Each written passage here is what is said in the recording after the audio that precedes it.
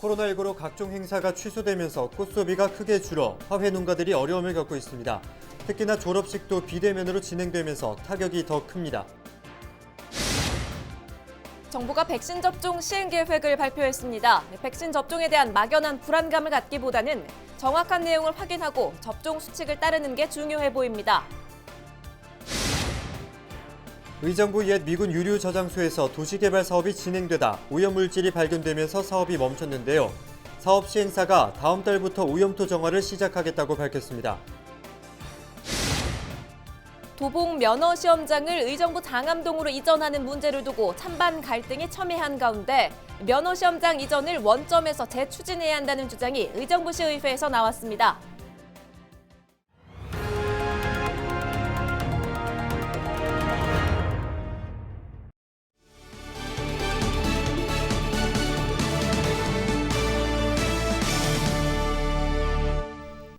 여러분 안녕하십니까? 헬로티비 나라뉴스입니다.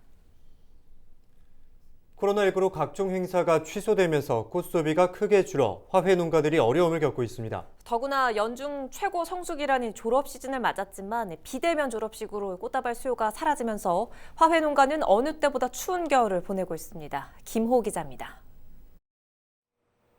양주의 한 화훼 농가. 경매 시장에 나갈 장미 수확이 한창입니다. 하지만 작업은 2시간 만에 끝났습니다. 코로나19로 꽃 수요가 줄면서 출하 물량이 급감한 겁니다.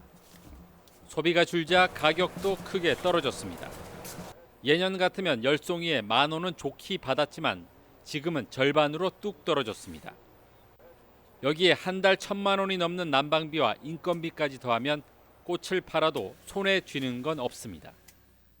꽃값은 싸고 고정으로 들어가는 뭐 난방비니 인건비니 뭐 약값이니 비료값이니 그걸 따지고 그러면 내 인건비도 안 나올 정도니 이거 해먹겠냐고. 그나마 졸업 시즌을 기대했지만 이마저도 물거품이 됐습니다. 코로나19 확산을 막기 위해 대부분의 학교가 비대면 졸업식을 거행하면서 꽃다발 수요가 사라졌기 때문입니다. 이곳 하우스에서 오늘 출하되는 장미는 모두 2,000송이 정도입니다. 경매 시장에서 유찰될 경우 팔리지 않는 장미는 대부분 폐기될 예정입니다. 어떻게든 팔아보려 최상품만 선별해 경매 시장에 내놓지만 유찰 소식을 들을 때면 허탈한 마음뿐입니다. 자식처럼 애지중지 키워온 꽃이지만 폐기할 수밖에 없는 현실에 그저 코로나가 야속할 따름입니다. 좋은 상품으로 이렇게 작업을 해서 내보내는데 안 팔리고 유찰이나 이렇게 되면은 너무 속상하죠. 어린 자식 키워서 보내듯이 이렇게 열심히 해서 보내는데 얼른 코로나가 없어져서 경기가 좋아졌으면은 좋겠어요. 꽃집들도 사정은 마찬가지입니다.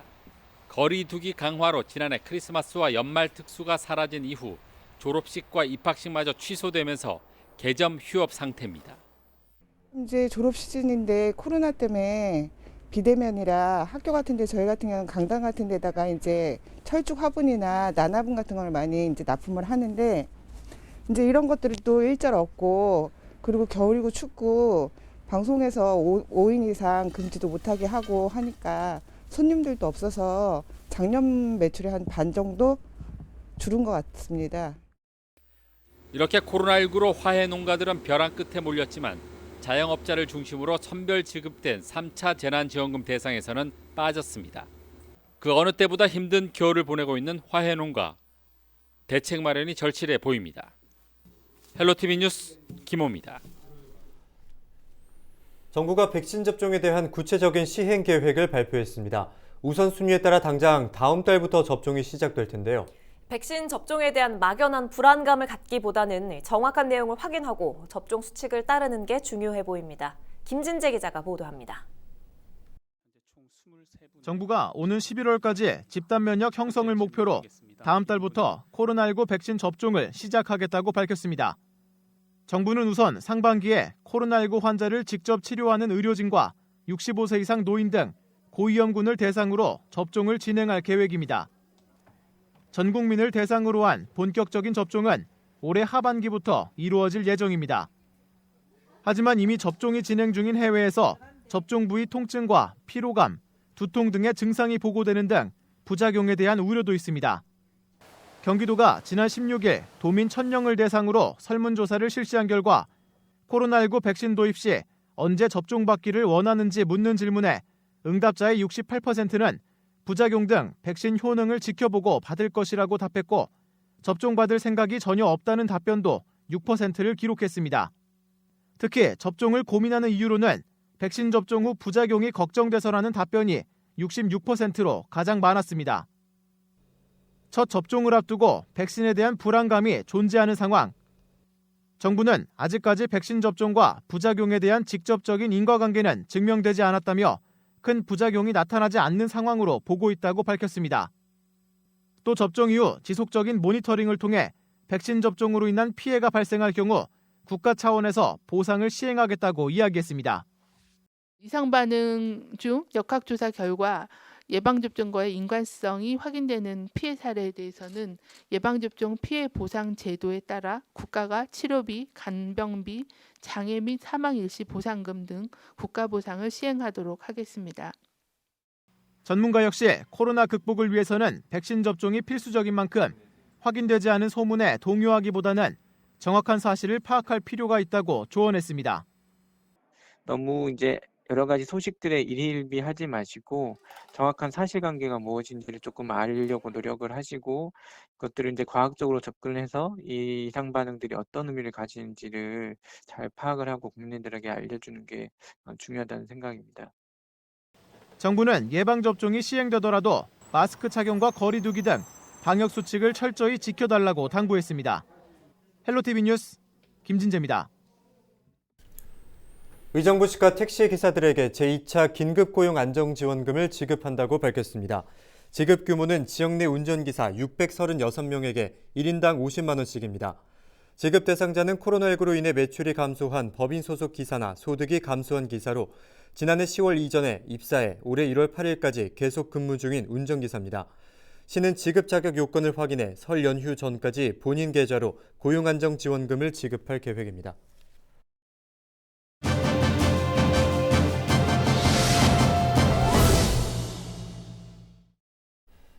지난 12월 1일 경기 북부 사랑의 열매가 사랑의 온도탑 제막식을 가졌는데요. 조기에 목표를 초과 달성한 것으로 나타났습니다.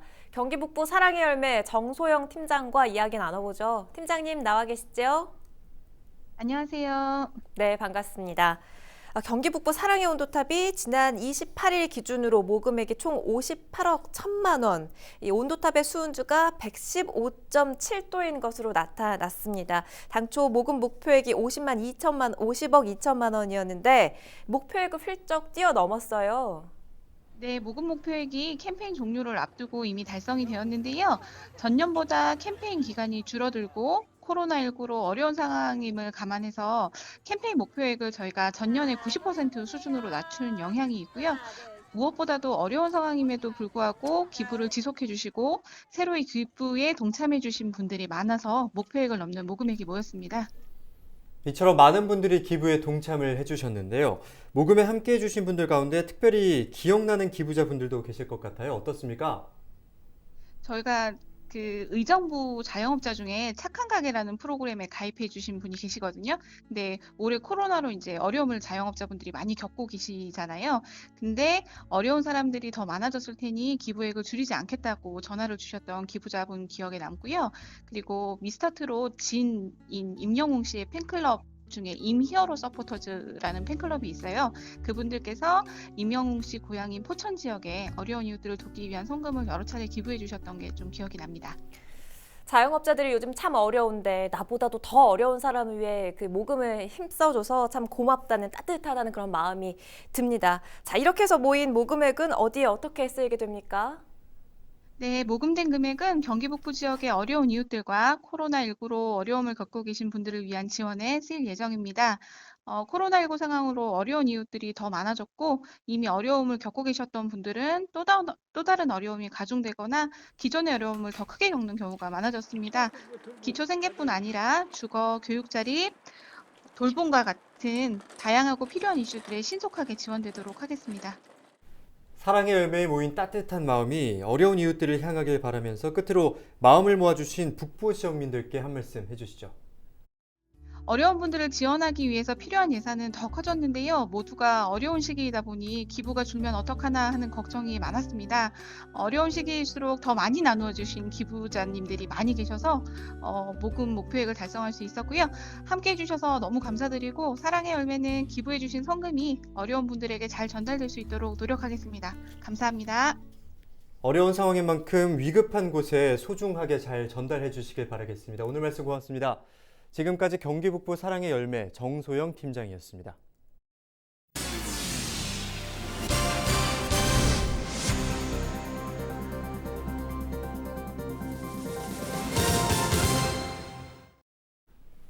의정부 옛 미군 유류 저장소 도시개발 사업 부진의 오염토 정화 작업이 다음 달부터 추진됩니다. 이로써 유류 저장소 도시개발 사업은 1년 6개월 정도 늦어지게 됐습니다. 나리백시티가 의정부시 금호동 산 30의 3일대 75,238제곱미터 옛 미군 유류 저장소 일대 도시개발 사업 부지에서 새롭게 발견된 오염토 51,000세제곱미터에 대한 정화 작업에 나섭니다. 사업 시행자인 나리백시티가 공기 지연에 따른 피해를 더는 버티기 어렵게 되자 우선 정화하고 국방부와 책임 문제를 가려 구상권을 청구하기로 했기 때문인데요. 논란이 된 새로운 오염토는 지난해 5월 도시개발 사업을 시작한 나리백시티가 지난해 8월 부지를 굴착하던 중 발견됐는데 정화 책임을 놓고 사업 시행자와 국방부가 맞서왔습니다. 국방부는 기름이 흘러나오는 곳은 토양이 아닌 안반으로 매매 계약서상 책임이 없다는 입장이지만 나리백시티는 오염토가 안반이 아닌 풍화암이라고 주장하고 있습니다. 시행사 측이 일단 이 정화 작업을 하고 책임 문제는 추후 가리기로 하면서 임시 봉합됐지만 책임 소재 여부는 여전히 불분명한 상황입니다. 오늘의 이슈였습니다. 태블릿 PC로 어린이집 등원을 확인하고 스마트 밴드를 통해 건강 상태나 학대 여부를 알 수 있다면 어떨까요? 경기도가 첨단 IT 기술을 활용해 안전한 보육 환경을 만들겠다는 구상을 발표했습니다. 미래 기술을 이용한 경기도의 새로운 정책들을 최창순 기자가 취재했습니다. 셔틀버스와 어린이집 입구에 설치된 태블릿 PC와 리더기가 아이들 얼굴을 인식합니다. 자동으로 출결을 확인할 수 있는 시스템입니다. 아이가 차에 타지 않거나 등원하지 않으면 바로 학부모에게 앱을 통해 알림이 갑니다.